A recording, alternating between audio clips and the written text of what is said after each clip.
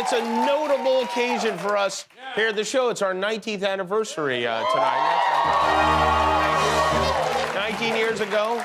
The date was January 26, 2003. We went on live after the Super Bowl. We've seen a lot since then, wars, disasters, Donald Trump, a pandemic, Charlie Sheen, Snooki. We even deep-fried a ventriloquist puppet on the show. And we added up, we did some math. We've done 3,416 monologues, had more than 10,000 guests, and bumped Matt Damon 2,663 times.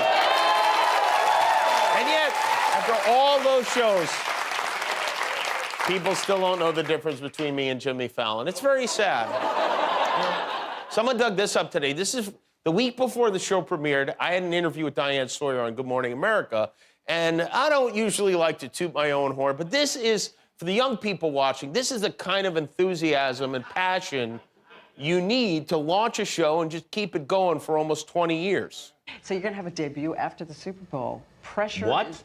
Yes. Pressure is on. I wasn't told about this. Yeah, the pressure is on, but it's mostly on the people that hire me, because worst comes to worst, I get thrown out, I cash the check, and you never hear from me again. I'm on some reality island somewhere. You're not a guy who suffers. Yes, with Gary Coleman and Gilligan or something. And now, sadly, Gary Coleman and Gilligan are dead, so I'm on the island alone. Although I do have you, Guillermo, and happy anniversary, and the Plutos, our band that has been with us since the beginning. And here's all you need to know about how things go around here. To celebrate 19 years, ABC got us a pretzel truck. You know those hot pretzels?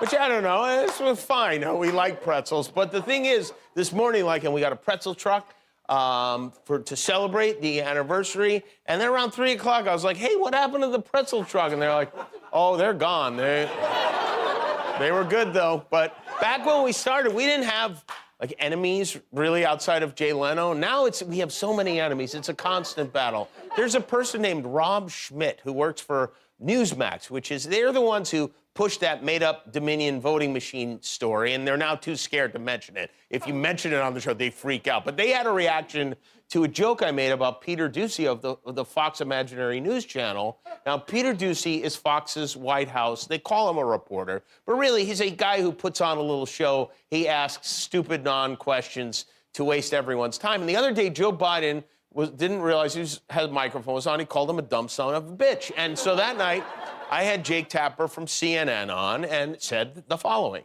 Here you are defending Peter Doocy, who, as far as I've been able to tell, is indeed a dumb son of a...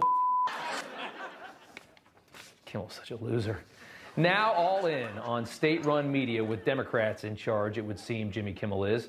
Conservative reporters like Peter Doocy, like our own James Rosen, are part of an apparatus that is keeping these clowns in the White House from fully destroying this country. Look at how terrible things are going right now, and Kimmel is just all in on it.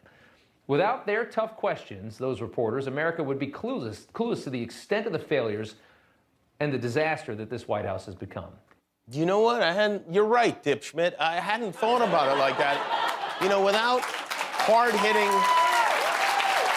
conservative heroes like Peter Doocy, who would stand up to ask our leaders tough and meaningful questions like these? For how long has the administration been spying on people's Facebook profiles looking for vaccine misinformation? The Secretary of State a few days ago tweeted, I #stand with Ukraine.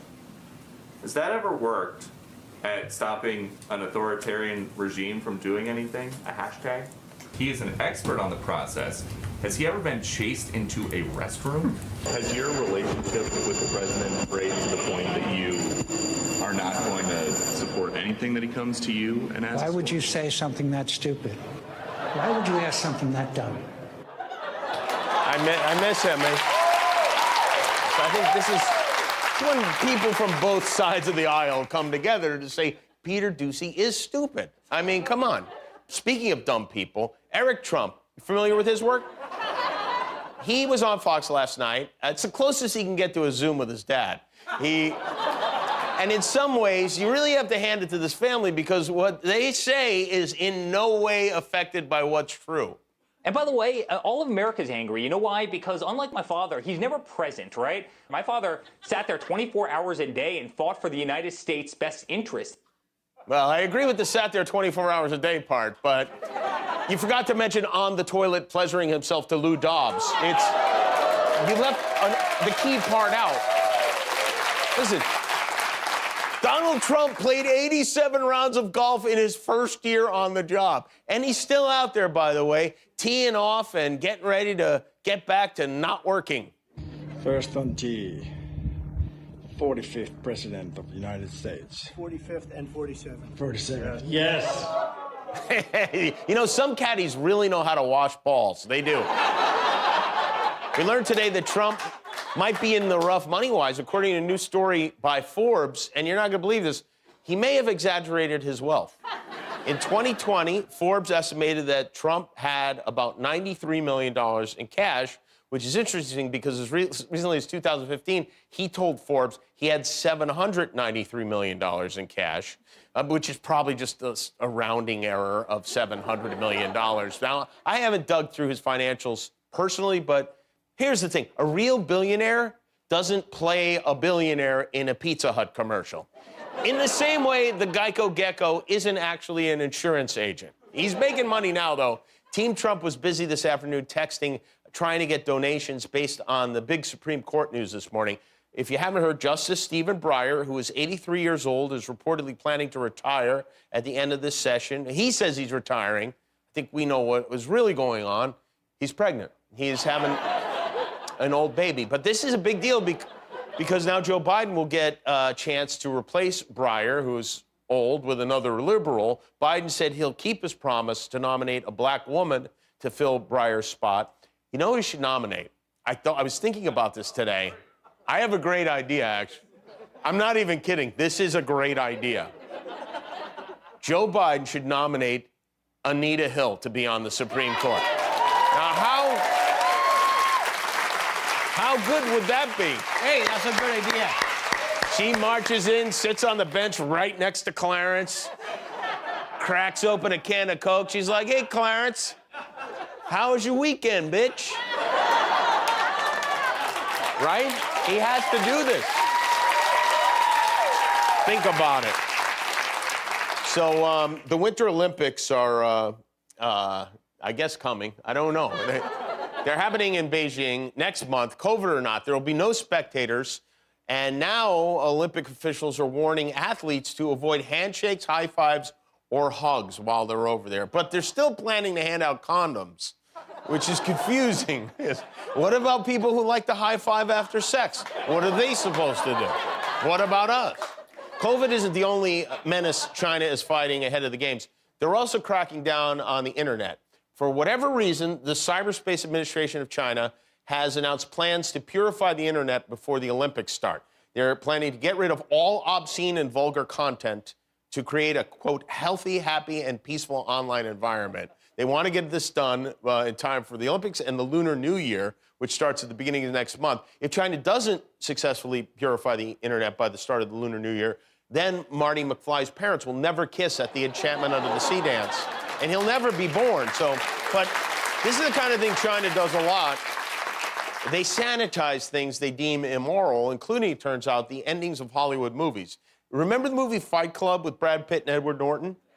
Well, spoiler alert, plug your ears if you're in the middle of it, but it ends with Ed Norton's character killing Tyler Durden, Brad Pitt's character, and blowing up a bunch of buildings in an attempt to reorder society. And I guess the Chinese weren't crazy about that, so they made some changes.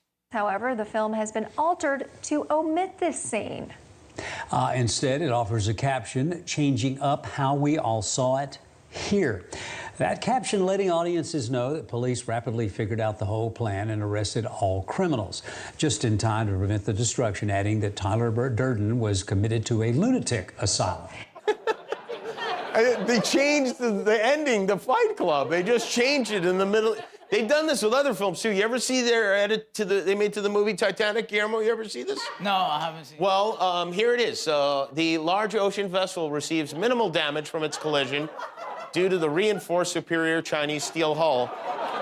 The vagabond pickpocket Jack is justly struck with blows and rendered a stuttering fool for attempting to woo a businessman's fiancée. The boat remains anchored off Long Beach over unfair Western trade embargoes. This feels like it could be a movie plot. You know, it's very cold in some places, including Florida, where they now have a very Florida-y kind of problem on their hands. Well, it's raining reptiles. In South Florida, iguanas are falling from the trees as temperatures begin to drop, and they're not dead, they're just immobilized because of the cold weather. See, that's not a weather phenomenon, that's a plague. God is trying to tell you something, Florida. Believe it or not, frozen iguanas falling from the trees is actually one of the more normal things going on in Florida right now. And with that said, it's time for another hilarious edition of This Week in Florida.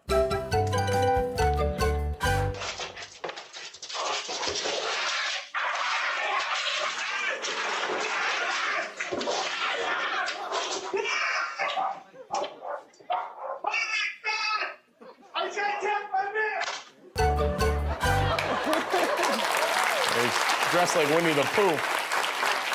Bear attacks happen here in California, too, but our big problem is humans. Over the last year or so, Southern California has been hit with a very old-fashioned type of crime wave, train robbery. Thieves have been looting railroad cars filled with Amazon packages. They'll take stuff out of the boxes and then just leave all the junk behind. So it's robbing and littering, which is the worst kind of robbing, but there's been an increase of 160% since last year in thefts along the railroad tracks in LA County. And in the olden days, train robberies were such a problem, they had a special police force to deal with them. They're called the Pinkertons. And now, with train robberies on the rise, the Pinkertons are back, led by a detective named Mickey J. McSullivan, who is standing by with us right now. Hello, Detective. Officer McSullivan, are you there? Hello there. Mick, there haven't been train robberies or Pinkertons in like 100 years, right? That's because yours truly put a stop to them. You put a stop to the... But how... Wait, you put a stop to them? How is that possible? How old are you? I'm 151, but I've been frozen for the last 106 of those years. What? So you personally got rid of all the train robbers? I was too good at my job. So Joey decided to dunk me in Lake Superior, freeze me in a block of ice, and then, if the scourge of train robbery ever returned, he'd thaw me back out. Wait a minute, Joey, is that President Biden? You know him? I know him. He used to babysit me when I was knee-high to a tinker's teeth. Wait, you're saying Joe Biden, who's the President of the United States, thawed you out to stop these railroad crimes, like Sylvester Stallone in Demolition Man or something? Sylvester Stallone? That sounds like an Italian name. Yes, he is Italian. Yeah. Bunch of no-good tomato eaters. Tomatoes destroy the Italian's moral center. Leads them to fornicate with other men's wives. Well, that is just not true at all. You'll agree to disagree, you will. Okay, all right, so how are you planning to catch these guys? Easy as putting me fist through a gooseberry pie. First, I call the local parishes and ask the person who's been skipping out on Sunday Mass. Anyone missing church has surely been train thieving and laying with another man's wife. Okay, well, now, I'm sensing a recurring theme with the wife thing here. All these parcels are being shipped from the Amazon. We got a band of Amazonian pygmies sent these rubber horseshoes and have come to steal them back. Now, hold on a second. I don't think that is a horseshoe. That's like a... I think that's like a personal massager, Mick. Those boxes are from Amazon.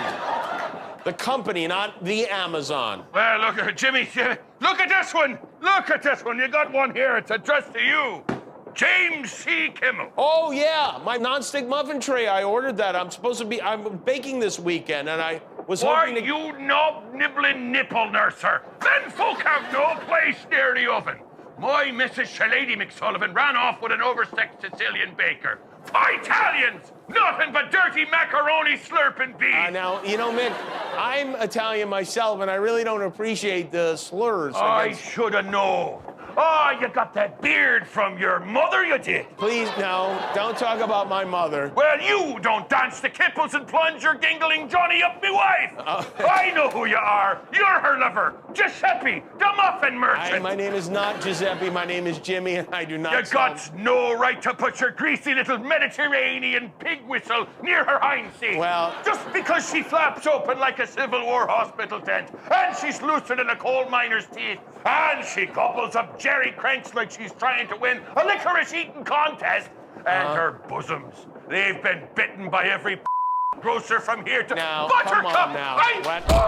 That is absolutely, yeah. I didn't know they unfroze you too. Yeah, I guess they did, yeah. What a gal. I think I burst one of me cabbages again. All right, Giuseppe. Mick. Thank you, Mick. Keep your dingle in your pants, or I'll hunt you down and fill your doodles flapping collywaddles full of black powder. Okay, thank you, Mick. I appreciate it. And thanks. Please keep an. I need those muffins. Congratulations on making it to the end of a YouTube video. Why not celebrate by clicking the subscribe button? You earned it.